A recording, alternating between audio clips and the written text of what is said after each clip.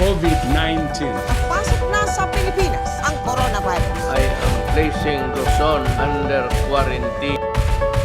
We'll keep moving forward as one.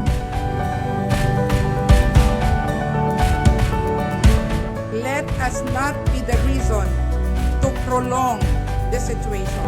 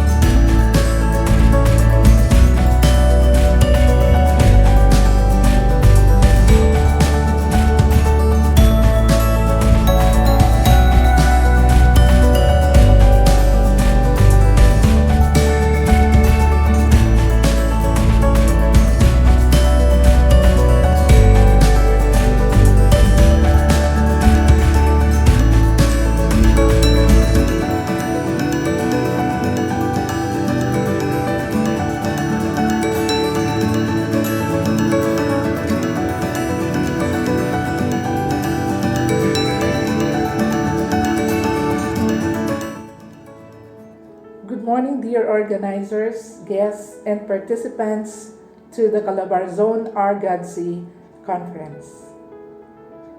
Women are trailblazers and agents of change.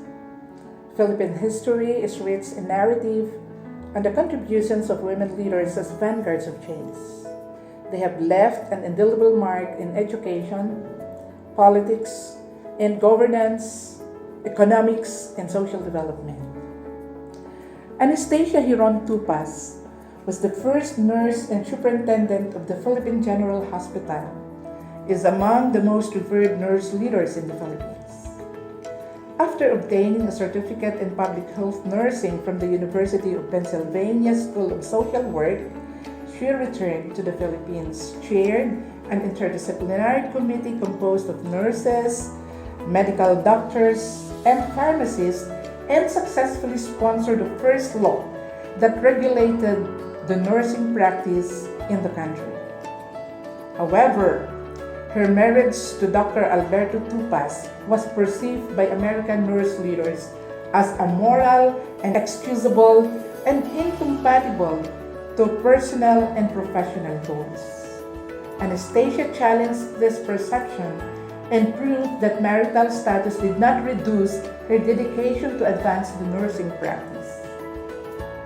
In 1929, she was instrumental in introducing a baccalaureate nursing program in the University of the Philippines. Another Filipina by the name of Maria Ilagan Orosa is the country's pioneer in food preservation.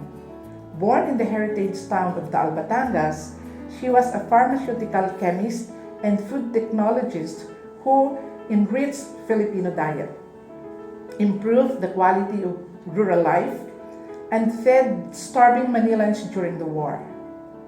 Through her health, heart, head, and hand clubs, or the 4-H clubs, Orosa taught women in different provinces how to raise poultry, plan nutritious meals, and preserve food. She was known for banana ketchup and for creating the palayok, a clay oven-conceived for those who could not afford electrical appliances. During World War II, Orosa supplied soldiers with food items she kitchen tested and made. Orosa inserted food inside the bamboo poles and sent this to the Americans in the University of Santo Tomas through her male employees disguised as carpenters. In war and in peace, Maria Orosa was a woman of tremendous courage, diligence, industry, drive, and resourcefulness. At this point, allow me to switch the spotlight to women leaders at this time of the pandemic. The contribution of women leaders is continuously demonstrated and tested in times of crisis. Around the world, 22 women leaders reshaped the idea of leadership in the midst of huge crisis spawned by COVID-19. Several articles have highlighted how female-led countries managed the crisis better with decisive, empathetic actions leading to fewer deaths. In December 2020, consultants Zinger and Folkman published an article at the Harvard Business Review and shared the results of a 360-degree assessment on the leadership effectiveness of men and women leaders. They found that women are rated more positively than men in times of crisis, especially in taking initiative, in inspiring and motivating others, building relationships, communicating powerfully, displaying high integrity and honesty, championing change, and making decisions. These are traits more often displayed by women in and out of crisis, traits worthy of emulation. Other reports have highlighted the individual strengths of women leaders. Angela Merkel's data-driven trustworthiness, Jacinda Ardern's empathetic rationality, Tsai Ing-wen's quiet resilience. Allow me then to highlight with more details the decisive leadership of President Tsai Ing-wen, Taiwan's first female president. Under her helm, the Taiwanese government undertook extensive investigative efforts to track the travel and contact history of each patient infected with COVID-19. In December 2019, when indications of a new contagious respiratory illness began to appear in China, they began monitoring arriving passengers from Wuhan. Officials were able to isolate and contain the virus before any large outbreaks. Thus far, with its population of almost 24 million, only 900 cases and 9 deaths has been reported. Together, women leaders are known to be more collaborative than competitive, executing the art of mentoring and coaching instead of using harsh dictatorial tactics. These narratives do not merely call for women representation in various groups. These stories exude the need for women leaders who may not be tough-looking and reckless, but are guided by heart and the tenacity to advance group welfare during pandemic. Well, a lot of women leaders are confronted with several issues today. Despite the headway many women leaders have treaded, many of us have struggled to break the seemingly impenetrable glass ceiling likened to the attitudinal and organizational prejudices that exclude women from top jobs. The obstacles preventing women from attaining decision-making positions are often non-explicit and therefore hard to challenge formally and informally. Take, for example, the unwritten rules, traditions, and codes of conduct in an institution that may invariably exclude prospective and potential women leaders from participation. Another predicament that women leaders confront is the glass cliff. Women are elevated to positions of power when things are going poorly and they are bound to fail. When an organization, for instance, is in crisis, women are often seen as being able to come and take care of the problem. Women are handed the baton to clean up the mess. You must have remembered a story or two of women leaders promoted or elected president at a time when our corporation was on the edge of bankruptcy, but was able to successfully re-engineer its turnaround. If some women have been successful, others have fallen off the cliff. Stereotypically, expectations on women remain unquestioned and unchecked, and these have unfairly put limits on women's potential. In politics, for example, women leaders endure more public scrutiny stemming from stereotypes. Their physical appearance, family status, and private relationships are referred to more frequently by commentators, factors often ignored for male candidates. Women parliamentarians in Romania, for instance, complain that they are not taken seriously by male colleagues and that their speeches are received with scorn.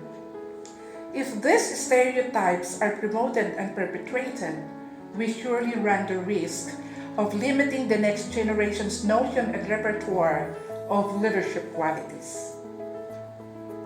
Now, here are some recommendations to fully achieve women empowerment.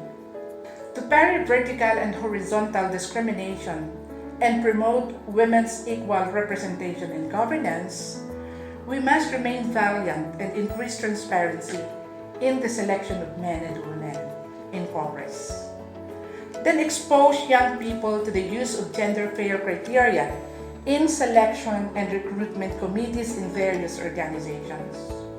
Promote training and management skills, encourage the development of female networks, and encourage mentoring by senior women.